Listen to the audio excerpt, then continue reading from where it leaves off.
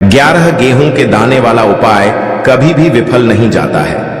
अगर आपने भी इस महीने में यह उपाय नहीं किया है तो इस उपाय से चूकना मत दोस्तों, क्योंकि इसी दिन किया जाने वाला पंडित जी द्वारा बताया गया 11 गेहूं के दाने वाला उपाय आप लोगों को जरूर करना चाहिए। क्योंकि दोस्तों ये एक ऐसा उपाय है जो कि इस उपाय को करने के बाद दोस्तों आपको फिर कोई और उपाय को करने की जरूरत नहीं है, क्योंकि सबसे बड़ा और सबसे नया ये उपाय पंडित जी ने अपनी अभी की शिव पुराण की कथा में ही बताया है। मैं जिस उपाय को आज हम आपको बहुत अच्छे से समझाने वाले हैं, इस वीडियो को देखने के बाद इस उपाय को समझने के लिए आपको कोई और वीडियो को देखने की जरूरत नहीं पड़ेगी। तो चलिए दोस्तों उपाय को शुरू करते हैं। देखिए यह दिन इतना खास होता है, इतना महत्वपूर्ण होता है। देखा गया है कभी कभी बड़े बड़े पूजा पाठ अनुष्ठान से जो मनोकामना पूर्ण नहीं होते, 24 जनवरी 2025 शुक्रवार के दिन एक छोटे से उपाय करने से ही आपकी मनोकामना पूर्ण हो जाती है। और बहुत सारे लोगों ने इस उपाय को किया भी है और उनको इस उपाय को करने का फल भी जरूर मिला है। अगर आप लोग भी इस उपाय को शुक्रवार के दिन करना चाहते हैं तो आप इस उपाय को पहले अच्छे से समझ लेना, सुन लेना, उसके बाद करना।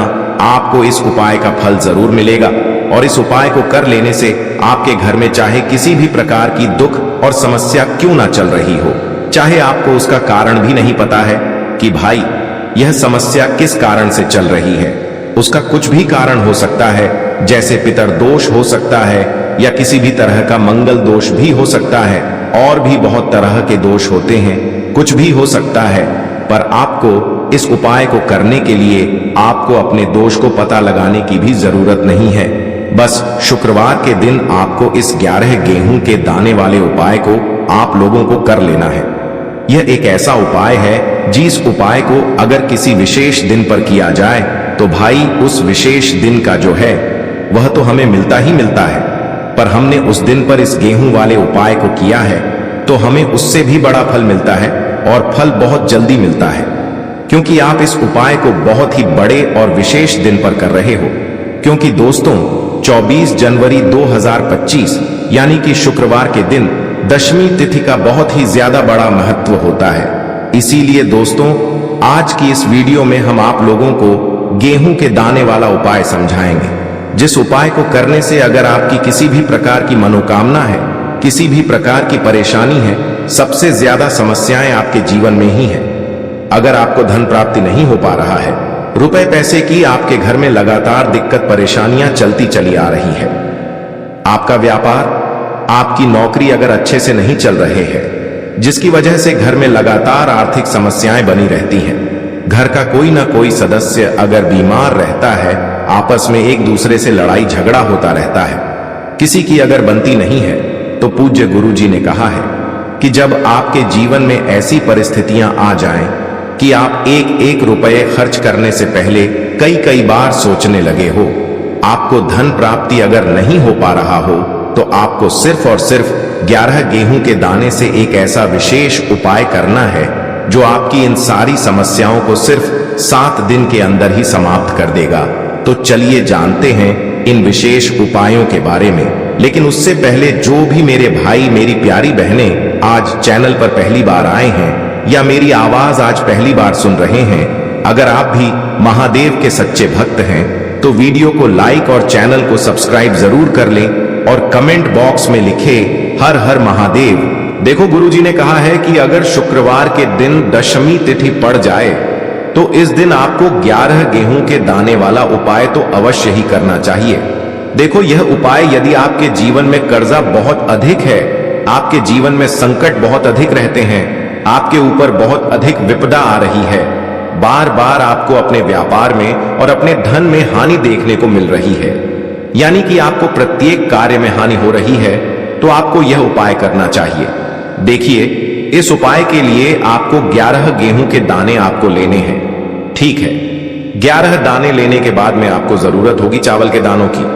11 चावल के दाने और 11 गेहूं के दाने, और चावल के दाने खंडित नहीं होने चाहिए। अब आप कहोगे भैया गेहूं कहां से लेने हैं? देखो आपको किसी भी किराना स्टोर पे गेहूं के दाने मिल जाएंगे, जाके ले लेना, ठीक है ना। 11 गेहूं 11 चावल के दाने लेने हैं। साथ ही साथ आपको एक तांबे का लौटा लेना है और उस तांबे के लौटे में आपको जल भरना है। जल आपका खुद के घर का होना चाहिए, मंदिर का नहीं होगा। अब आप ये सब सामग्री लेकर पहुंच जाओगे महादेव के शिवलिंग के पास में शाम के टाइम पे प्रदोष काल में। देखो, जब आप ये उपाय कर रहे हो तो अपना फेस रखना उत्तर दिशा, नॉर्थ डायरेक्शन की तरफ। अब यहां पे जो मैं आपको क्रम बताने जा रहा हूं ना, उस मेरे क्रम को बहुत ध्यान से सुनिए। महादेव को अगर कोई सबसे प्रिय है ना, तो उनकी सबसे छोटी पुत्री जिनका नाम है माता अशोक सुंदरी, जो आपके पास में चावल के 11 दाने हैं ना, उन चावल के 11 दानों को माता अशोक सुंदरी के स्थान पर आपको अपना नाम और गोत्र बोलते हुए समर्पित कर देने हैं, है ना। चावल के दानों को रखने के बाद में जो आपके पास में तांबे का लौटा है ना, उस तांबे के लौटे को कहीं पे भी हम जल नहीं चढ़ेंगे।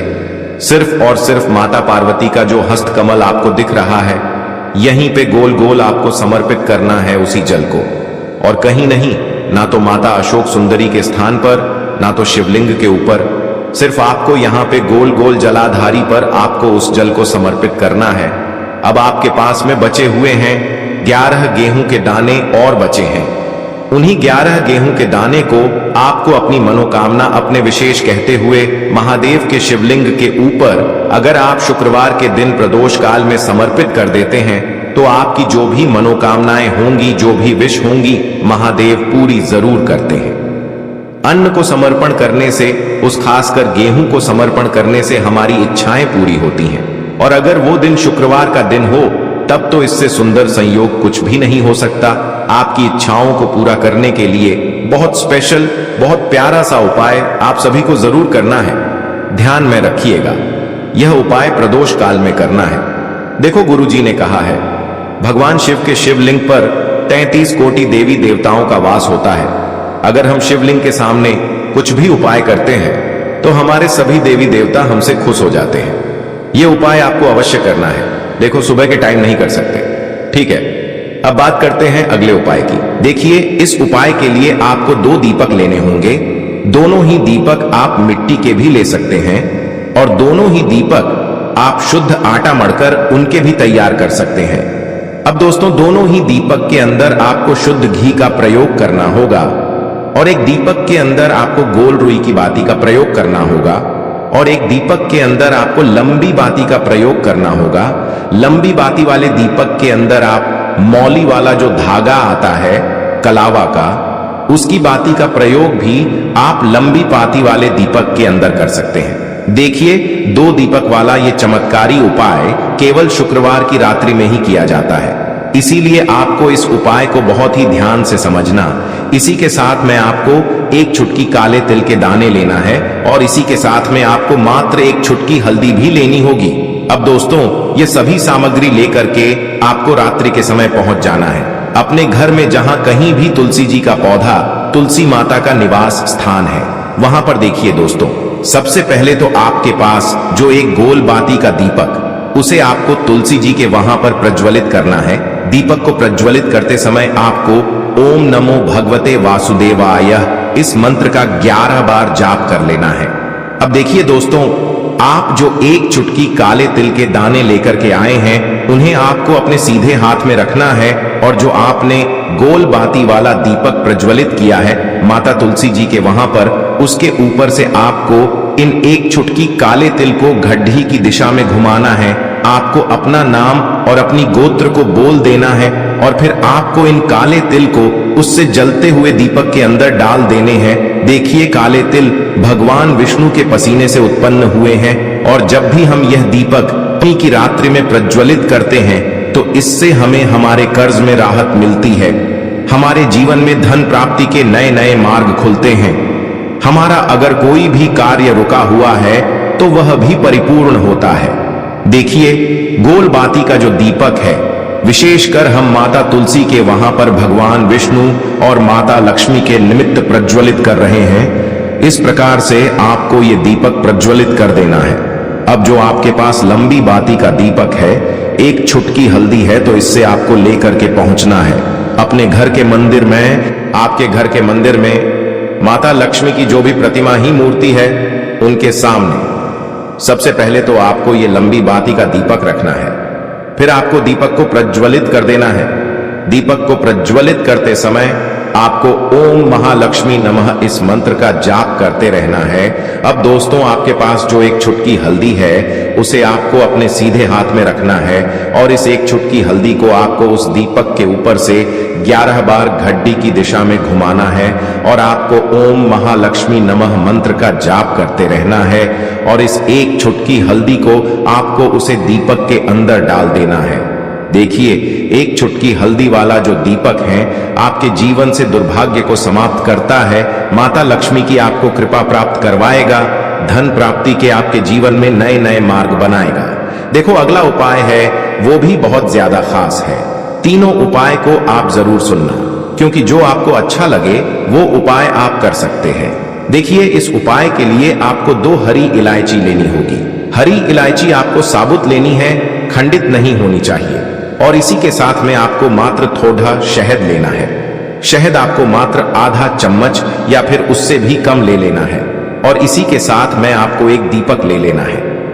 दीपक आप चाहे तो मिट्टी का भी ले सकते हैं और आप चाहे तो शुद्ध आटा मढ़कर उसका दीपक भी आप तैयार कर सकते हैं। इस दीपक के अंदर आपको मौली का जो धागा आता है, कलावा का, उसकी बाती का प्रयोग करना होगा।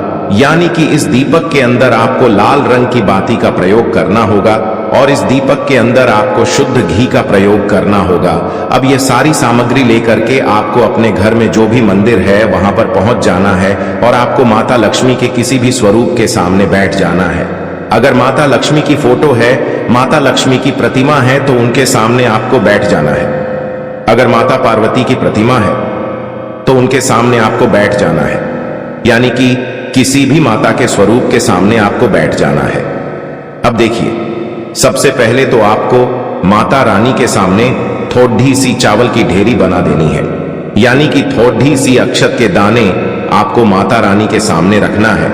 उसके बाद आप जो एक दीपक लेकर के गए हैं, उस दीपक को आपको उन्हीं चावल के दानों के ऊपर रख देना है और फिर इस दीपक को आपको माता रानी के सामने प्रज्वलित कर देना है। देखें, इस दीपक को प्रज्वलित करते समय आपको ओम महालक्ष्मी नमः इस मंत्र का लगातार जाप करते रहना है।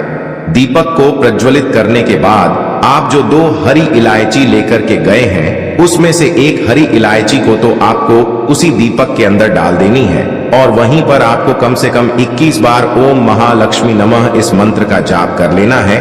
अब आपके पास जो शहद है और एक हरी इलायची है, उसे सीधे आपको लेकर के पहुंच जाना है। भगवान शिव के मंदिर में पूज्य गुरु जी ने बताया है कि यह उपाय आपको सिर्फ और सिर्फ शाम के समय ही करना होगा। शाम को जब भी सूर्यास्त का समय होता है तो उस समय आपको यह उपाय करना है। लेकिन सबसे पहले तो आपके पास जो एक हरी इलायची है, उसे आपको उस शहद के अंदर अच्छे से डुबो देना है। यानी कि शहद का लेपन उसे हरी इलायची के ऊपर चारों तरफ आपको कर देना है। अब यह जो शहद से युक्त हरी इलायची है, इससे आपको भगवान शिव के शिवलिंग पर अर्पित कर देनी है और आपको वो श्री शिवाय नमस्तुभ्यम इस मंत्र का लगातार जाप करते रहना है। फिर इसके बाद आपको एक लोटा जल भी अपने साथ लेकर के जाना। तो यह एक लोटा जल भी आपको धीरे धीरे शिवलिंग पर समर्पित कर देना है और आपको श्री शिवाय नमस्तुभ्यम इस मंत्र का जाप करते रहना है। फिर इसके बाद आपको अपने घर आ जाना है।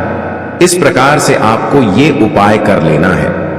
तो चलिए दोस्तों, जान लेते हैं गुरुजी द्वारा बताए गए दूसरे उपाय के बारे में। देखिए, इस उपाय के लिए आपको लेना है 11 चावल के दाने। गुरुजी ने कहा है चावल के दाने खंडित नहीं लेने हैं, बिल्कुल साबुत होने चाहिए। उसके साथ में आपको लेना है एक बेलपत्र। बेलपत्र का भी एक नियम है, अगर आपके पास बेलपत्र नहीं है तो आप शिवलिंग से उठाकर उसको पुनः शुद्ध जल से धोकर इस्तेमाल कर सकते हैं। इस प्रकार आपको बेलपत्र लेना है। इसके बाद आपको एक लोटा जल लेना है।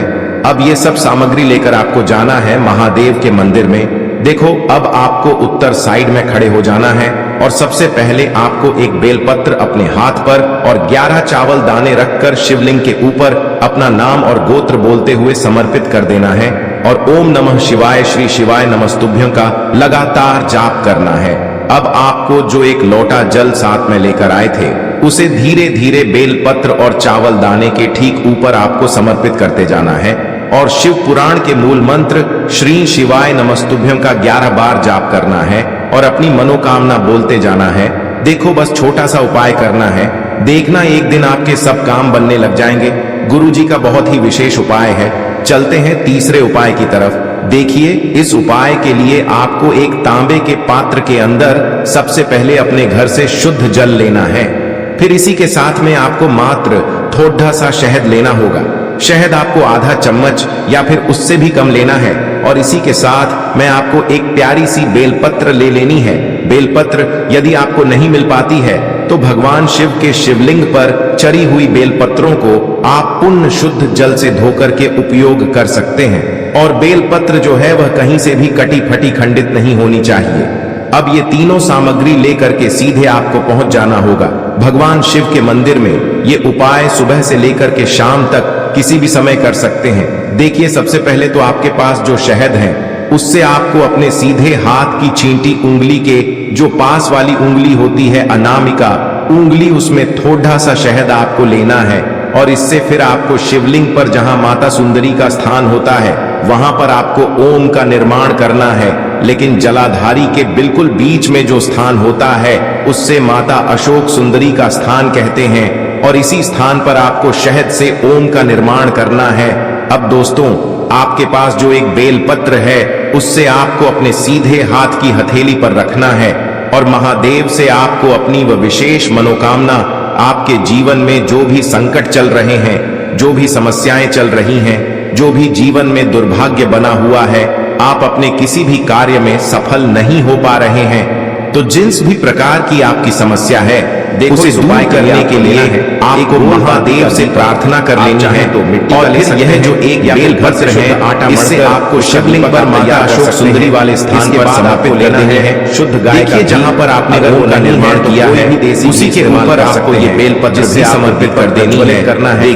देखो, ये सब सामग्री साइड का हिस्सा शिवलिंग से स्पर्श के घर पर तुलसी और इसकी जो डंडी है वो आपको जलाधारी की ओर रखनी है। पत्ती वाला पहुंचकर शिवलिंग की तरफ रहेगा। दीपक आप इसी प्रकार से आपको यह ओम नमो भगवते वासुदेवाय नमः आपके पास 11 बार जाप करना है। उसमें से उसके बाद आपको अपने सीधे हाथ में बेलपत्र की जो आगे वाली पत्ती है उस पर आपको समर्पित करके डाल देना और आपको श्री शिवाय माता लक्ष्मी इस मंत्र का जाप कर लेना है। फिर उस पात्र के अंदर जो जल बचेगा उसे पूरा आपको भगवान शिव के शिवलिंग पर धीरे हमारे सब दुख कष्टों को खत्म करो और लगातार आपको शिव महापुराण के उपाय करना है। श्री शिवाय नमस्तुभ्यम इस मंत्र का जाप करते रहना है।